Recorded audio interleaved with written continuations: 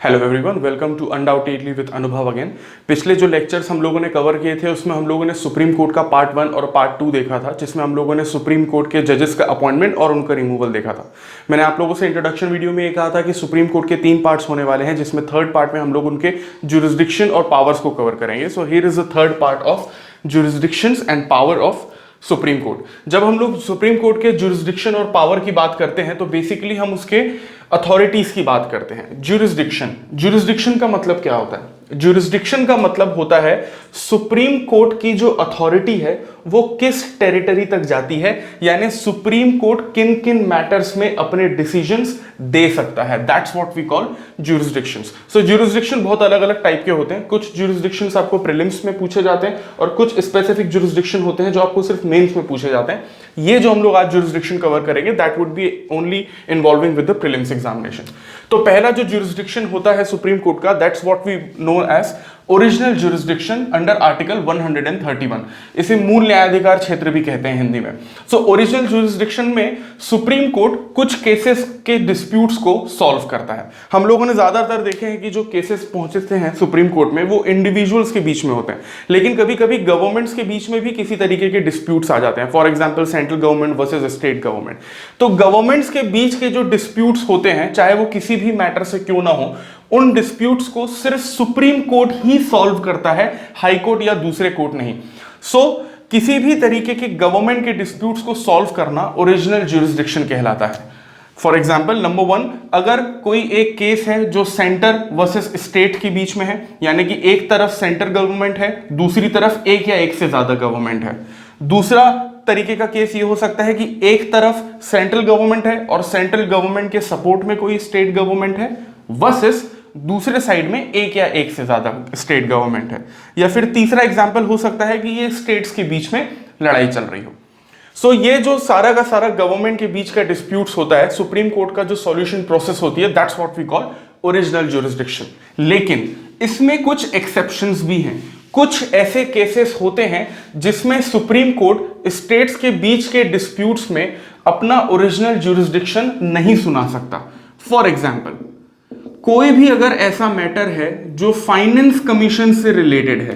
Finance commission Indian constitution के article number 280 के under आता है। फाइनेंस कमीशन क्या होता है? फाइनेंस कमीशन का मेन रोल ये होता है कि वो टैक्स का डिस्ट्रीब्यूशन करती है सेंट्रल और स्टेट गवर्नमेंट के बीच में। तो अगर फाइनेंस कमीशन से रिलेटेड कोई मैटर आया है गवर्नमेंट्स के बीच में, तो उसका फाइनल डिसीजन फाइनेंस कमीशन ही लेती है। ये डिस्प्यूट ओरिजिनल जुरिस्डिक्शन के अंडर नहीं आता है। इसके अलावा अगर कोई ऐसा काम गवर्नमेंट्स मिलकर कर रही हैं जिसमें उन्होंने पहले ही अग्रीमेंट साइन कर लिया है, या फिर कोई एक ऐसी चीज सामने आती है जो प्री कॉन्स्टिट्यूशनल होती है, यानी कॉन्स्टिट्यूशन के इंप्लीमेंट होने से पहले की कोई डील आती है, या फिर उसमें ऑलरेडी अग्रीमेंट किया रहता है कि अगर डिस्प्यूट हुआ तो हम सुप्रीम कोर्ट नहीं जाएंगे, तो इस तरीके के मैटर पे भी जो ओरिजिनल जुरिस्डिक्शन है वो इंप्लीमेंट नहीं होता। इसके अलावा वेरी इंपॉर्टेंट, ये प्रीलिम्स क्वेश्चन में स्पेसिफिकली ये पॉइंट पूछा जाता है, अगर किसी भी स्टेट्स के बीच में वाटर डिस्प्यूट हो। कौन सा water dispute? Obviously river water, नदी के पानी को लेकर अगर डिस्प्यूट हो, तो ये जो डिस्प्यूट है ये सुप्रीम कोर्ट सॉल्व नहीं करती है। फॉर एग्जांपल नर्मदा नदी को लेकर डिस्प्यूट है मध्य प्रदेश, महाराष्ट्र और राजस्थान के बीच में, या फिर अभी कावेरी नदी को लेकर जो डिस्प्यूट चला था, काफी करंट अफेयर्स में था, कर्नाटक और तमिलनाडु के बीच में, या महानदी रिवर को लेकर जो डिस्प्यूट चल रहा है डेकेड से छत्तीसगढ़ और ओडिशा के बीच में। तो ये जो वाटर डिस्प्यूट्स हैं, जो रिवर वैली डिस्प्यूट्स हैं, जो रिवर वाटर डिस्प्यूट्स हैं, वो सुप्रीम कोर्ट सॉल्व नहीं करती। इसके लिए हम लोगों ने ऑलरेडी रिवर वाटर कमिटीज बनाई हुई हैं जो आर्टिकल नंबर 261 एंड 262 के अंडर आती है। तो ये जो रिवर वाटर कमेटी है इसका डिसीजन फाइनल होता है। तो ऐसे करीबन 20-25 केसेस हैं जिसमें ओरिजिनल जुरिस्डिक्शन इंप्लीमेंट नहीं होता है, लेकिन ये 3 मेन केसेस हैं जिसमें सुप्रीम कोर्ट कभी अपना हाथ नहीं डालता। ये ओरिजिनल जुरिस्डिक्शन के अंडर नहीं आते, बाकी सारे केसेस ओरिजिनल जुरिस्डिक्शन के अंडर आते हैं। तो नेक्स्ट जो जुरिस्डिक्शन है हमारा दैट इज एडवाइजरी जुरिस्डिक्शन। आप लोगों को याद होगा कि जब हम लोग प्रेसिडेंट के बारे में पढ़ रहे थे तो प्रेसिडेंट में मैंने आपको एक आर्टिकल बताया था, आर्टिकल नंबर 143, और कहा था कि उससे सुप्रीम कोर्ट के चैप्टर में पढ़ेंगे। So this is advisory jurisdiction, article number 143। जब भी प्रेसिडेंट को किसी ऑर्डिनेंस को पास करते हुए या फिर किसी एक बहुत ज्यादा इंपॉर्टेंट मैटर या फिर बिल पर सिग्नेचर करने के लिए अगर किसी भी तरीके की लीगल एडवाइस चाहिए होती है तो ऑब्वियसली वो लीगल एडवाइस तो अटॉर्नी जनरल से ले ही सकते हैं, लेकिन प्रेसिडेंट किसी भी तरीके की लीगल एडवाइस सुप्रीम कोर्ट से भी ले सकते हैं। सो बेसिकली दो पार्ट्स हैं, दो मैटर हैं जिसमें प्रेसिडेंट सुप्रीम कोर्ट की एडवाइस ले सकते हैं। पहला तो है पब्लिक इंपॉर्टेंस का। पब्लिक इंपॉर्टेंस यानी पब्लिक के लिए जो इंपॉर्टेंट हो, यानी एक ऑर्डिनरी काइंड ऑफ बिल हो, या फिर दूसरा एक ऐसा मैटर हो सकता है जो प्री कॉन्स्टिट्यूशनल ट्रीटी हो या किसी अग्रीमेंट के अंडर साइन किया हो। मान लीजिए 2020 में कोई एक ऐसा मामला आ जाए गवर्नमेंट के सामने या प्रेसिडेंट के सामने जो 1950 के पहले का हो, उस टाइम पे कॉन्स्टिट्यूशन इंप्लीमेंट नहीं हुआ था और हमको पता है कि कॉन्स्टिट्यूशन का जो गार्जियन है वो सुप्रीम कोर्ट ही कहलाता है, उसकी इंटरप्रिटेशन सिर्फ सुप्रीम कोर्ट ही करता है। तो प्रेसिडेंट किसके पास जाएंगे? सुप्रीम कोर्ट के पास जाएंगे। बट जब प्रेसिडेंट पब्लिक इंपॉर्टेंस से रिलेटेड कोई एडवाइस लेना चाहते हैं सुप्रीम कोर्ट से, तो सुप्रीम कोर्ट पर बाइंडिंग नहीं है कि वो एडवाइस दें। This is very important. जब प्रेसिडेंट पब्लिक इंपॉर्टेंस से रिलेटेड किसी मैटर पर एडवाइस लेना चाहते हैं तो प्रेसिडेंट तो सुप्रीम कोर्ट पर यह बाइंडिंग नहीं है कि वो प्रेसिडेंट को एडवाइस दें। लेकिन जब प्रेसिडेंट किसी भी प्री कॉन्स्टिट्यूशनल ट्रीटी या किसी पर्टिकुलर अग्रीमेंट से रिलेटेड एडवाइस लेना चाहते हैं सुप्रीम कोर्ट से, तो सुप्रीम कोर्ट पर बाइंडिंग हो जाता है कि वो एडवाइस देंगे। सो पब्लिक इंपॉर्टेंस में बाइंडिंग नहीं है और प्री कॉन्स्टिट्यूशनल ट्रीटी या अग्रीमेंट पर सुप्रीम कोर्ट पर बाइंडिंग होता है कि वो प्रेसिडेंट को एडवाइस देंगे। बट इन दोनों केसेस में जब भी सुप्रीम कोर्ट एडवाइस देते हैं तो प्रेसिडेंट पर यह बिल्कुल भी बाइंडिंग नहीं होता कि वो उस चीज को इंप्लीमेंट करें। You need to remember this. कुछ केसेस हैं जैसे राम जन्मभूमि 1993, इस पर प्रेसिडेंट ने सुप्रीम कोर्ट से एडवाइस ली हुई थी, या फिर केरला एजुकेशन बिल, या फिर दिल्ली एजुकेशन बिल, या 2G स्पेक्ट्रम का जो मैटर हुआ था उस पर भी प्रेसिडेंट ने एडवाइस ली हुई थी। तो प्रेसिडेंट पे कभी भी बाइंडिंग नहीं होता कि वो सुप्रीम कोर्ट की एडवाइस इस चीज पर माने। तो ये हम लोगों ने दो एडवाइजरी देखी है। अब नेक्स्ट स्लाइड में हम लोग इसकी आगे की ज्यूरिसडिक्शन देखते हैं। सो गाइस, अब इस स्लाइड में हम लोग ये देखेंगे कि जो नेक्स्ट ज्यूरिसडिक्शन है जो सुप्रीम कोर्ट से रिलेटेड होते हैं वो कौन से होते हैं। So now the third jurisdiction is one of the most important jurisdiction is known as appellate jurisdiction. Appellate jurisdiction का मतलब क्या होता है? जो अपील से रिलेटेड होता है। वी ऑल नो, जब हम लोग डिस्ट्रिक्ट कोर्ट में या सेशन कोर्ट में कोई केस हारते हैं, so we go to high court, तो हम लोग कहते हैं कि हमने हाई कोर्ट में अपील किया है। When we lose a case in high court, चाहे वो सिविल केस हो या क्रिमिनल केस हो, सो हम लोग सुप्रीम कोर्ट जाते हैं। तो जब आप किसी एक कोर्ट में केस हारने के बाद उसके हायर कोर्ट में जाते हैं अपील करने के लिए, और उसी तरीके से जब हाई कोर्ट से कोई केस सुप्रीम कोर्ट में आता है, that jurisdiction is known as appellate jurisdiction. So supreme court में बेसिकली तीन तरीके के एपेलेट ज्यूरिसडिक्शन होते हैं। The very first one is appeals in constitutional matter. ज्यादातर लोगों को ये बोरिंग लगता है, लेकिन जो सिविल सर्वेंट्स होते हैं उनके लिए सबसे ज्यादा इंटरेस्टिंग जो ज्यूरिसडिक्शन होता है वो कॉन्स्टिट्यूशनल मैटर का ही होता है। कॉन्स्टिट्यूशनल मैटर का मतलब क्या होता है? कॉन्स्टिट्यूशन में बहुत सारे राइट्स हैं, अथॉरिटीज हैं, चाहे वो फंडामेंटल राइट्स हो या directive principle of state policy हो या फिर फंडामेंटल ड्यूटीज हो। इन्हें हम लोग अलग लेक्चर में कवर करेंगे।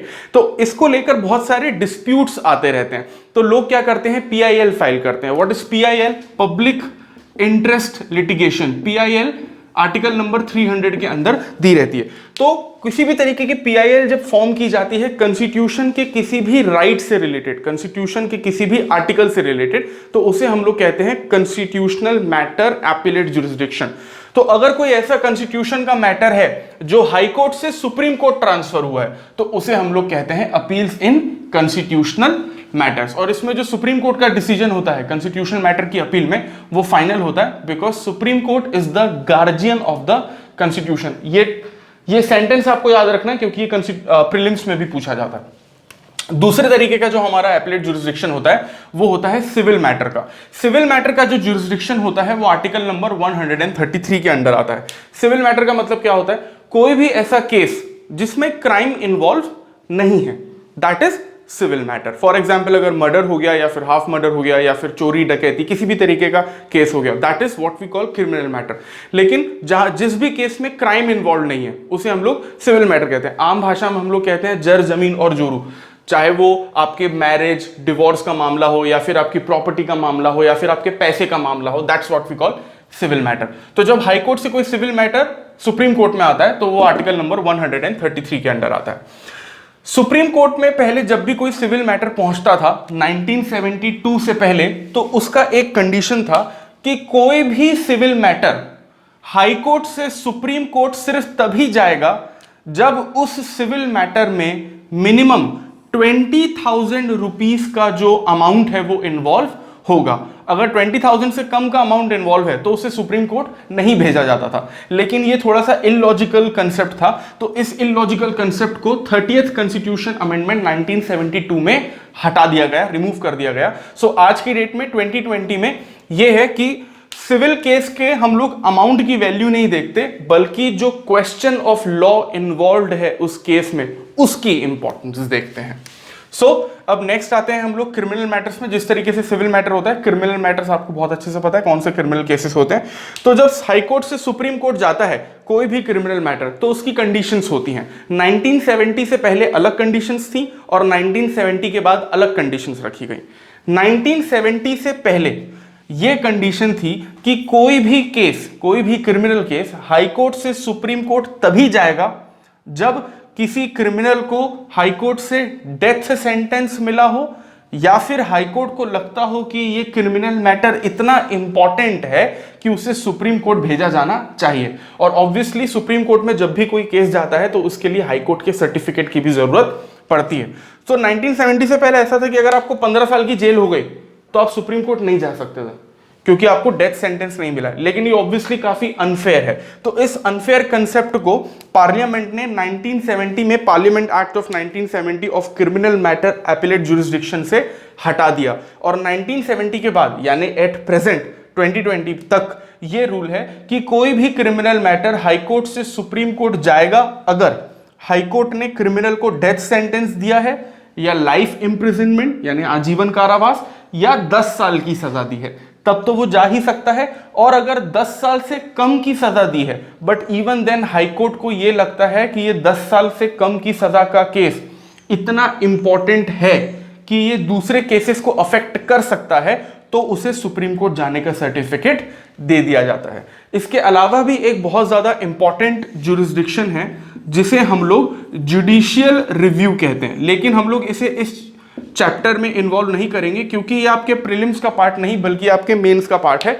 2-3 लाइन में मैं इंट्रोडक्शन इसका दे देता हूं कि जुडिशियल रिव्यू सुप्रीम कोर्ट या फिर हाई कोर्ट की एक ऐसी अथॉरिटी होती है, एक ऐसा पावर होता है जिससे कि वो किसी भी एग्जीक्यूटिव या लेजिस्लेचर के किसी भी डिसीजन को कैंसिल कर सकती है।